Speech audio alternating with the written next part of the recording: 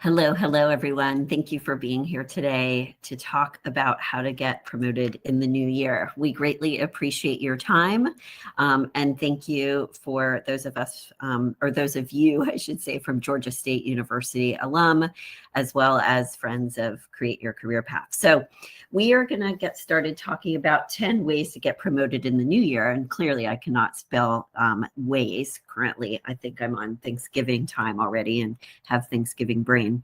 So for those of you who don't know me, though, I'm a certified career coach, speaker, and author. We've been coaching since 2002, so it's been a really long time. I have an undergraduate degree from Vanderbilt University and a master's degree from the University of Illinois. And by the end of this webinar today that you will take in the next, we'll give you a couple of weeks since we've got Thanksgiving coming up. Reminder that this is being recorded and you will get a copy of the recording automatically so you can listen to that later and pick up on other action steps that you may want to take. So let's dive in and talk about what our agenda is for the next 20 or so minutes. We'll end at the half hour. So basically, there are things that we want people to think about first in terms of what might get in their way of getting promoted. What are those fears, concerns, et cetera? Because we need to move those out of the way before you're able to implement your action steps effectively. We'll talk a little bit about our ideal career model and how that can help you get promoted and prepare for the promotion. 10 tips to get promoted. And then, as we said, love it if you get out your pen and paper and write down what one action step that would make the most sense for you based on your situation and where you are at right now as it relates to getting promoted. So the first thing we want you to think about is, what is your most common obstacle to having this type of conversation with your employer? So a lot of people have different obstacles. Unclear direction can be one of them. Do I want to stay within this organization?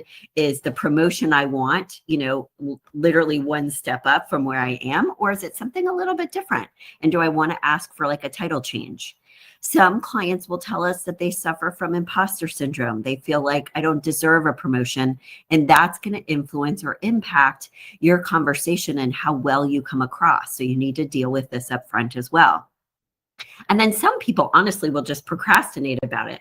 They'll put off the meeting, they'll put off preparing just because they get nervous. They feel like it's, a difficult conversation to have, and they are uncomfortable maybe with negotiation.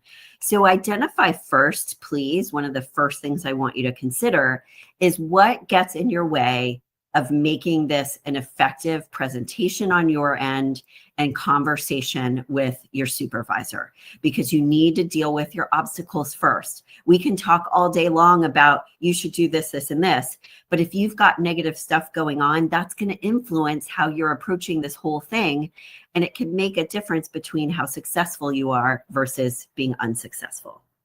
The second thing we want you to think about is use our ideal career model to help you get really clear about why you want the promotion, why you deserve the promotion, understand and clarify your direction, but also understand your brand and why you deserve it too. So using this as a checklist to say, okay, what are my strengths? What is my experience and my education? What courses have I taken recently, et cetera? What makes me qualified for this job? And why do I want it? Because you need to be able to explain during the course of your conversation and upfront why you want this promotion, in addition to why you feel you deserve it. So let's dive in next to our top 10 tips. So first of all, tip number 1 is actually to go ahead and update your resume and your LinkedIn profile. Not because your boss, let's say, who could give you the promotion, is going to be looking at your LinkedIn profile right before the meeting per se, but this helps you refresh and get grounded again in what have you accomplished in the past couple of years, your brand, what you bring to the table again. So working on these 2 documents helps you enormously boosting your confidence, updating your skills, your accomplishments to date, etc. And if you look at this slide, it's a really good idea to go ahead and personalize your resume for the position that you're going for, because you never know. It may be something that they will ask you for, like, can you bring your resume with you? Or even if they don't ask you for it, it's a nice leave behind to say, when can we follow up on this conversation? And here's my resume to just kind of back up what we discussed today. So update your resume and your LinkedIn profile for that job that would be a promotion for you. Tip number 2 is to review your accomplishments.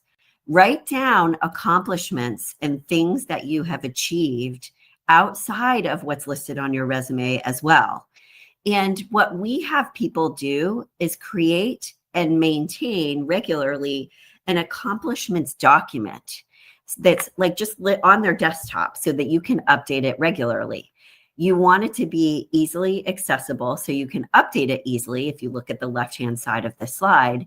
And the different sections that you could have on this document could be some of the measurable results that you've achieved that may not be on your resume because you didn't have room for them.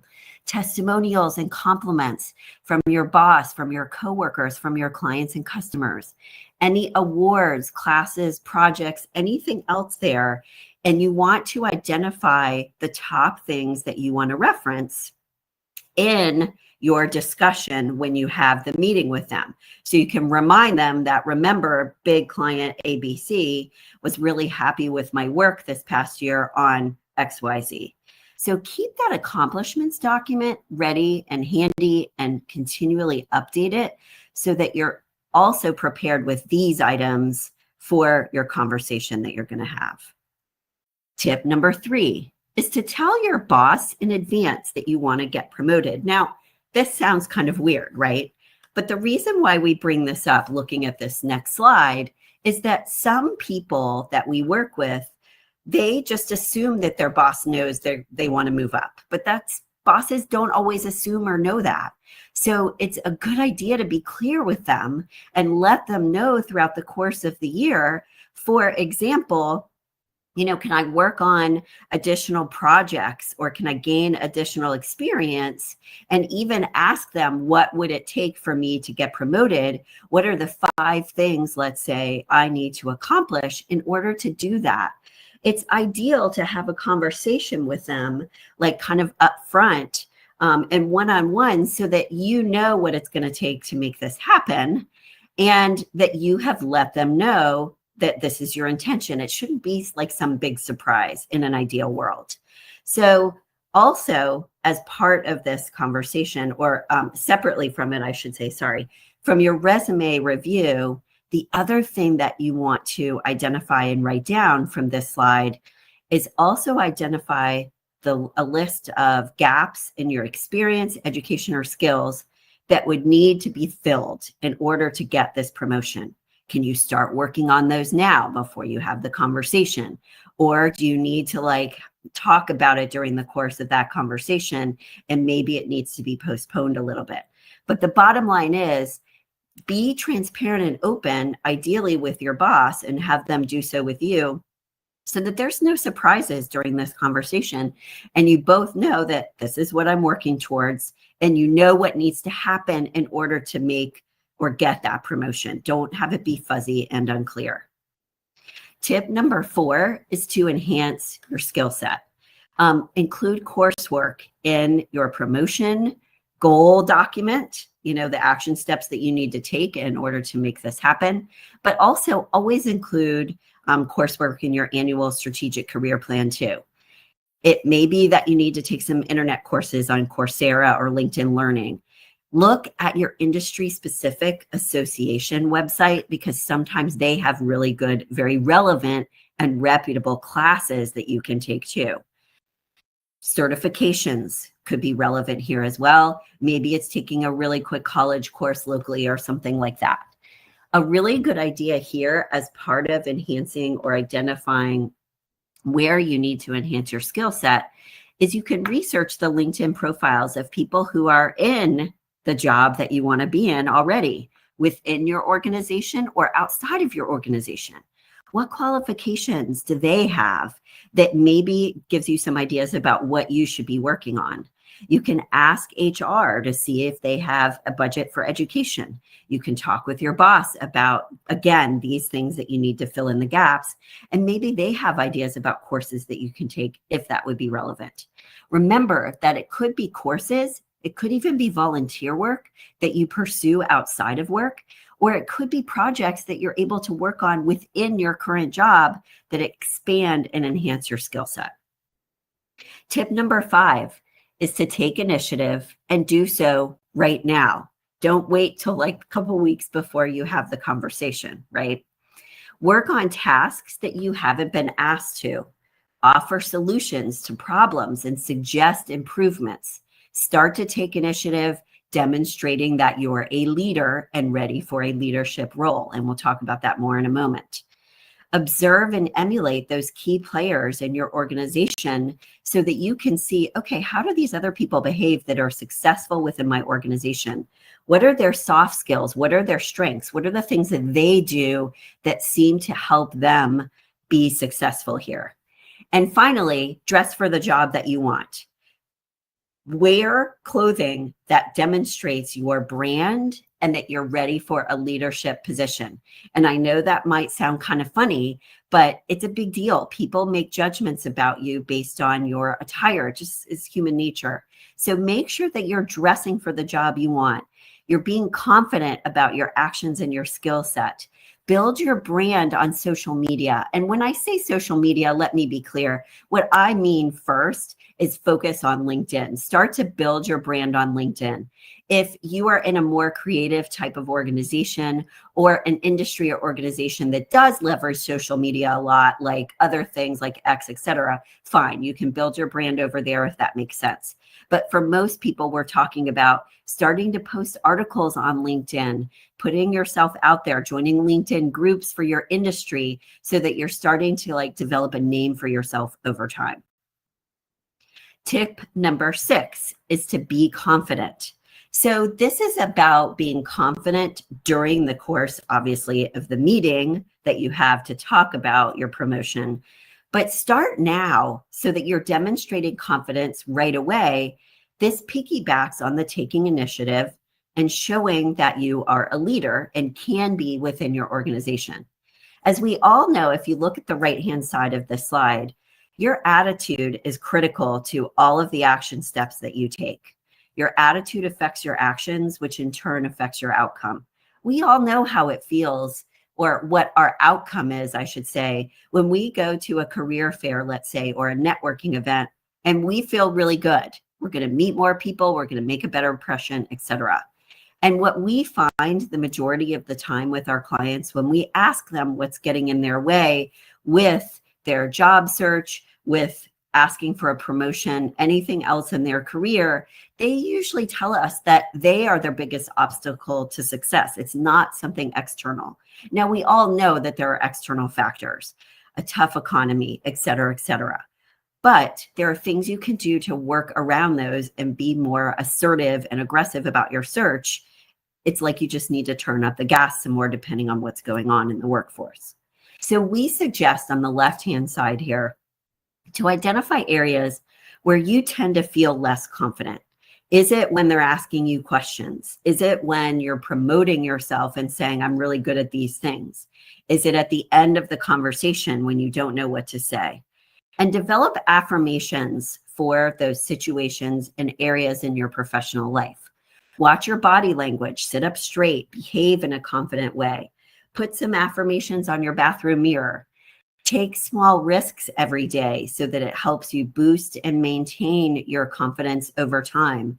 Some of our clients will create like a music playlist that helps them feel better and get kind of pumped up for certain situations.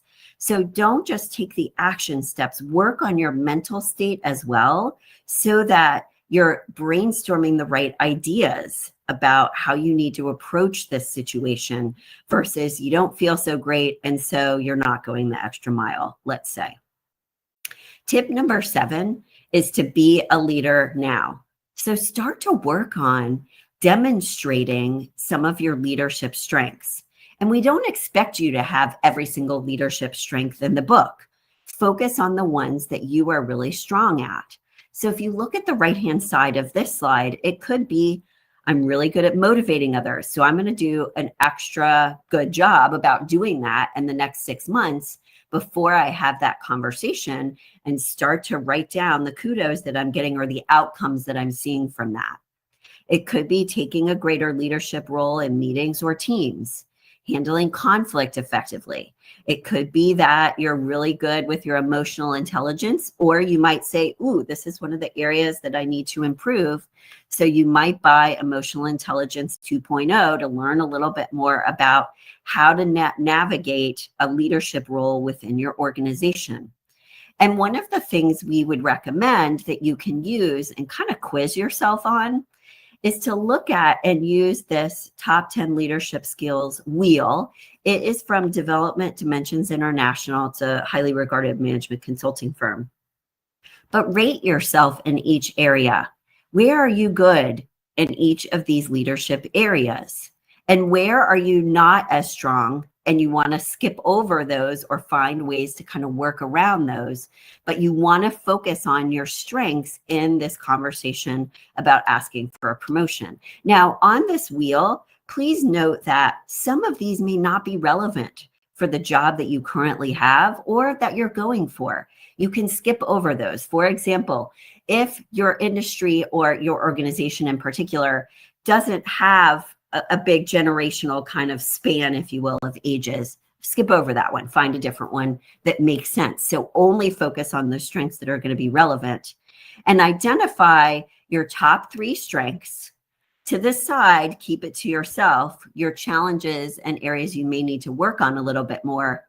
And we would encourage you as well to actually ask other people to rank you on this wheel too, because there may be some areas where you are discounting what comes naturally to you or not realizing that you're actually really good at one of these leadership strengths. So ask other people to give you some of that objective feedback as well. Tip number 8 is to start now asking for constructive feedback about how you're doing at work. If you're not that kind of person, typically looking at this next slide, that tends to say, hey, can we just check in? How am I doing? Do I need to do this differently? Did this work for you? Hold on, I have to turn my heater off, sorry.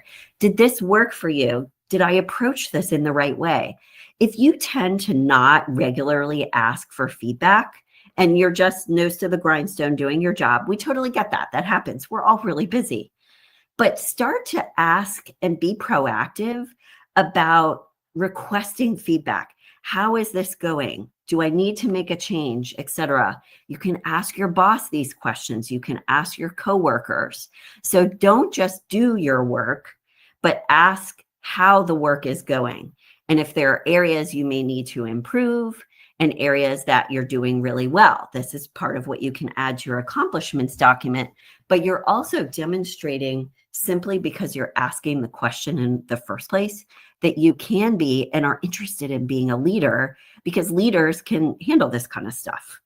The incorrect response when you get that feedback, by the way, is you don't dismiss it, criticize the other person, get defensive. You accept the feedback. You can think to yourself about, okay, is some of it relevant? Maybe some of it is not, and that's okay. But implement those changes, make a commitment to make improvements based on the nuggets that that person has given you. And again, you want to do this with your boss, but as well as with your coworkers, because it's good to know how other people view you as well.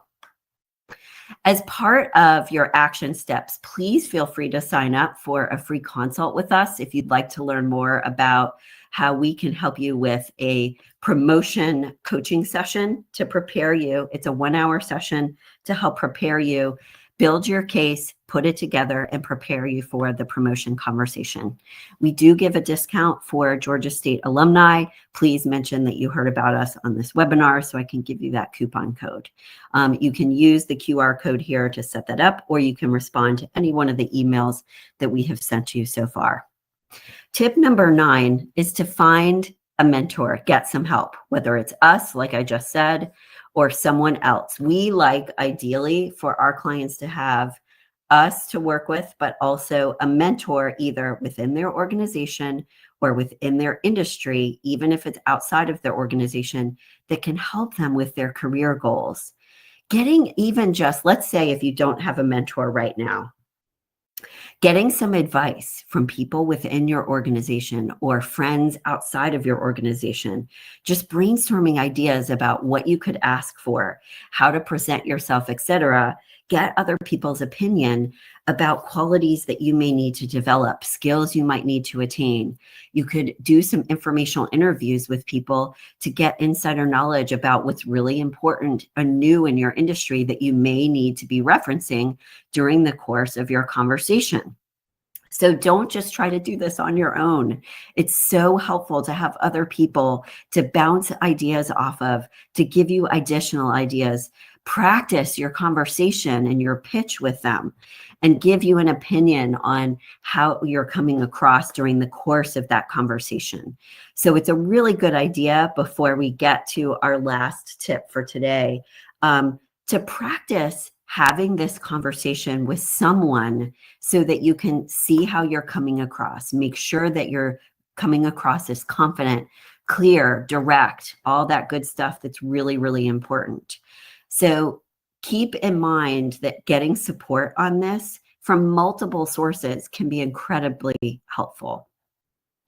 Tip number 10 is to prepare and conduct the meeting. So let's talk about this one just a little bit more, because this one is obviously so incredibly important. This is where the rubber meets the road. So as you're preparing, we want you to do all of the things that we talked about today. Update your resume, update your LinkedIn profile so you've got everything ready to go. Review your accomplishments document on the top left here of the slide, and write down the 3 to 5 other things that you want to make sure you reference during the course of the conversation. Some people will even put together like a very simple, quick, easy brag book that has their resume in it, that has testimonials, that has projects they've worked on. I am not saying that you absolutely have to have this, but if you're the kind of person that, let's say, is seeking a really detail-oriented job, and you know that, for example, this ask may be a little bit more of a stretch for you, a brag book could help you feel more confident and come across as that much more prepared too. The other thing that you want to do with your preparation is 2 other things. Number 1, conduct your salary research so that you understand what kind of salary you might want to ask for during the course of this conversation. What are the policies and typical standards for your organization? But also research what is the norm for your current job and what is the norm for the promotion, the job that you're going for. Get both of those numbers so that you know where you stand in the scheme of things across the board. And the other thing that it's going to be important to prepare for is what will their red flags or concerns be? What are going to be the obstacles to you getting this promotion? What might your boss say back to you? Well, I'm not really sure because of ABC. You want to have, number 1, answers for that prepared. And number 2, you want to weave those into the course of your making your case, so that they don't even have a chance to make those assumptions or come up with that objection in their head. So a lot of preparation is going to go into this based on the things that we were just talking about, okay? Then during the course of the meeting, just like anything else, you want to make sure in advance that you're feeling confident, that you've got a really clear, succinct case ready to go about why you deserve the promotion. And I would, in your own mind, kind of be prepared a little bit to like give a presentation, like you're making an argument, you're making a case here. And you want to be prepared to do that and say, here's what I'm asking for. And here's why I feel I deserve it. At the end of the conversation, ask for what you want.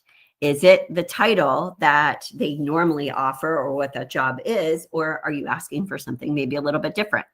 Are you asking for a salary increase, a bonus, something else? So again, be really clear. And in some cases, you want to be creative about what you're going to ask for in case they cannot offer you every single thing. Is there something else that you might request? If you can't get the exact amount of money, for example, that you're asking for or want, could you get some flex time and could you get a title change? Because that is going to reflect on your resume for the next job that you go for. And the other thing that you want to consider too, as you're closing out the meeting, is if they cannot give you an answer right then, or if they do give you an answer right then and it's no, ask them always what the next steps are. Don't just walk out of the room and that's it. Say, okay, I understand. What do I need to do to make this happen? Can we write down, or can you help me write down an action plan for that? And can we revisit this in 6 months or 3 months? What's the probability of this happening for me? Because you want to ask and invite a direct conversation so that you really know where you stand versus you're hoping for something that is just really not going to happen. And if they say yes, make sure that you follow up with, okay, what are the next steps? Anything you need from me? Can I touch base with you about this at the end of next week, whatever the appropriate time frame is that you all agree on?